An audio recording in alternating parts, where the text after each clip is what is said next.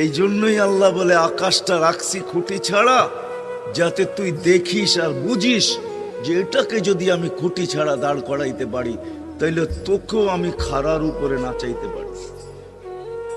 তোর বাবা দরকার ছিল বিশাল সূর্যটাকে যদি আমি মহাশূন্যের ভিতরে রাইখা যদি আমি এটাকে ঘন্টায় 6 লক্ষ কিলোমিটার বেগে যদি দৌড়াইতে পারি, যেটা তোদের দুনিয়ার থেকে 13 লক্ষ গুণ বড়, আমি আল্লাহ যদি এটা পারি, তাহলে তোর মতো 3.5 একটা মানুষ, 6 ফিট 6.5 ফিটের একটা মানুষকেও আমি বাধ্য করতে পারি।